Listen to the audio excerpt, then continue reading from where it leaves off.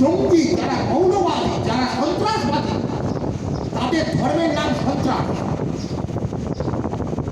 একদিকে পহেলগাঁওয়ের ঘটনা, আর একদিকে মালেগাঁওয়ের ঘটনা।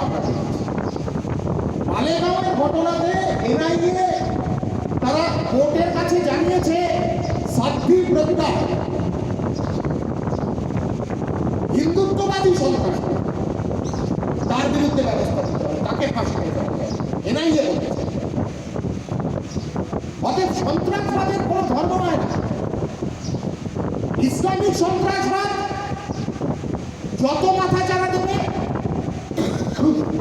হিন্দুত্ববাদী সন্ত্রাসবাদও মাথা চাড়া দেবে। হিন্দুত্ববাদী সন্ত্রাসবাদ যত মাথা চাড়া দেবে, ইসলামিক সন্ত্রাসবাদও মাথা চাড়া দেবে।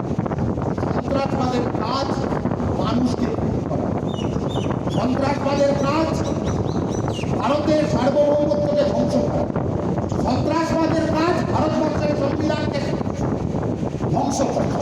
এই ধ্বংসলীলার বিরুদ্ধে, ধ্বংসের বিরুদ্ধে সৃষ্টির জয়গান করা, সেই কাজ আমাদেরকে করতে হবে, আরো জোর দিয়ে করতে হবে। কারণ এমন একটা সময়ের মধ্যে দিয়ে যাচ্ছে যেখানে এই জিগিরের বিরুদ্ধে আমাদেরকে লড়াই করতে হচ্ছে।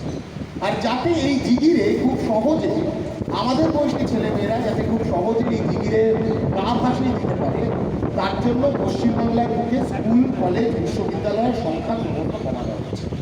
অতএব পড়াশোনা করতে দিও না। প্রাথমিক স্তর থেকে পড়াশোনা করতে দেওয়ার উপায়গুলো, অবলম্বনগুলোকে কেড়ে নেয়, যাতে ছেলেমেয়েরা, বাবা মায়েরা তারা পড়াশোনাকে অপ্রাসঙ্গিক মনে করে, লেখাপড়ার কোনো প্রয়োজন নেই এটা, যাতে ক্লাস 10 পাস করার পরে ছেলেমেয়েরা তারা এই বাংলার মাটিতে পড়াশোনা করতে না পেরে তারা বাধ্য হয় ভিন রাজ্যে গিয়ে পরিযায়ী শ্রমিকে পরিণত হয়। গোটা পশ্চিমবাংলার মাটিতে, গোটা দেশের বুকে সবচেয়ে বেশি সংখ্যক পরিযায়ী শ্রমিক এই বাংলার মাটি থেকে অন্যান্য রাজ্যে গিয়ে শ্রম দান করছে। পরিযায়ী শ্রম বাড়ছে বাংলার বুকে, বাল্যবিবাহ বাড়ছে বাংলার বুকে, শিশু শ্রম বাড়ছে বাংলার বুকে, আর স্কুল, কলেজ, বিশ্ববিদ্যালয়ের সংখ্যা 26,000 শিক্ষকের চাকরি চলে গেল। সরকার দুর্নীতি করে, সরকারি দল, শাসক দল, তার নেতা মন্ত্রীরা পকেট ভরালো, সেই কারণে 26,000 ছেলেমেয়ের চাকরি নষ্ট হয়ে গেল। 26,000 শিক্ষক ড্রপ আউট হয়ে গেল স্কুল থেকে, যোগ্য অযোগ্য সব। অবশ্যই যারা অযোগ্য তাদের চাকরি যাওয়াই হচ্ছে, কিন্তু যারা যোগ্য, তালিকা কোথায়? এখনো পর্যন্ত সেই তালিকা সামনে আসছে না। সেই তালিকাকে সামনে আসতে দিচ্ছে না সরকার। নিজের ক্যাবিনেটটাকে বাঁচানোর জন্য এই পশ্চিমবাংলার ভবিষ্যৎ প্রজন্মকে ধ্বংস করে দেওয়ার বন্দোবস্ত করছে। স্কুলে সাবজেক্ট টিচার নেই, আগেও ছিল না। 6,500 স্কুল মাত্র একজন টিচার চালাচ্ছিল, 3,500 স্কুল জিরো স্টুডেন্ট, কোনো ছাত্র নেই। 8,000 স্কুল অলরেডি বন্ধ করে দিয়েছে।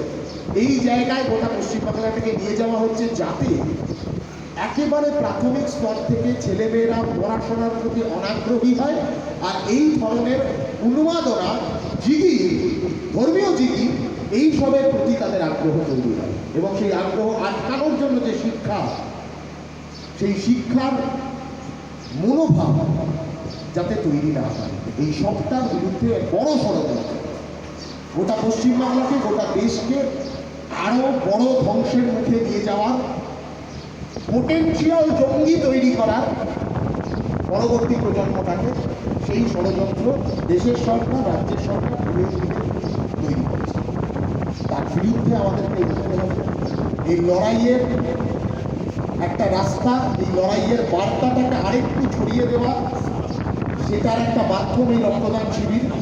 রক্তদান শিবিরের মধ্যে যখন একজন মানুষের রক্ত এখন ওই গাছের মধ্যে শিবির পরিচালিত হচ্ছে, ঝুঁক ফুটিয়ে উপশিরা থেকে রক্তটা বেরোচ্ছে, বেরিয়ে যখন ব্লাড প্যাকেটে ঢুকছে, তখন ব্লাড প্যাকেটের ওপরে কোথাও স্ট্যাম্প করা হচ্ছে না যে কোনটা হিন্দু রক্ত, কোনটা মুসলমানের রক্ত। যখন কোনো মানুষ অসহায়তার মধ্যে পড়ে, বিপদের মধ্যে পড়ে ব্লাড ব্যাংকে ছুটে যাবে এই রক্তের প্যাকেটটা সংগ্রহ করতে, তার পরিবার, তার পরিজনকে শেষ মুহূর্তে বাঁচানোর জন্য, তখন সেই রক্তের প্যাকেটের ওপর লেখা থাকবে না কোনটা হিন্দুর রক্ত, কোনটা মুসলমানের রক্ত। কেউ জানবে না কোন হিন্দুর রক্ত কোন মুসলমানের শরীরে গিয়ে তাকে বাঁচিয়ে দিল কেউ জানবে না, কোন মুসলমানের রক্ত কোন হিন্দুর শরীরে গিয়ে তাকে বাঁচিয়ে দিল। এই বাঁচিয়ে রাখবার ক্ষমতা এই রক্তের আছে, এই বাংলার রক্তের আছে। কারণ বাংলার রক্তে, এই দেশের রক্তে কোনো জাত হয় না, কোনো ধর্ম হয় না, রক্তের রং লাল।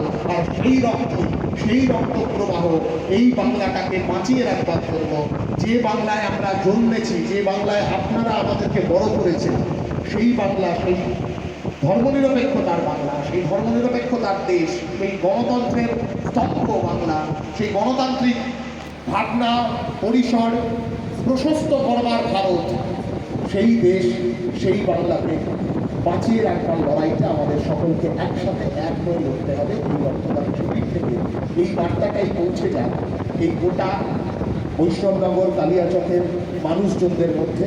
এই আশা, বিশ্বাস, প্রত্যয় নিয়ে সকলকে ধন্যবাদ জানিয়ে, সংগ্রামী অভিবাদন, লাল সালাম জানিয়ে আমার কথা শেষ করছি। ইনকিলাব জিন্দাবাদ, ভারতের জাতীয়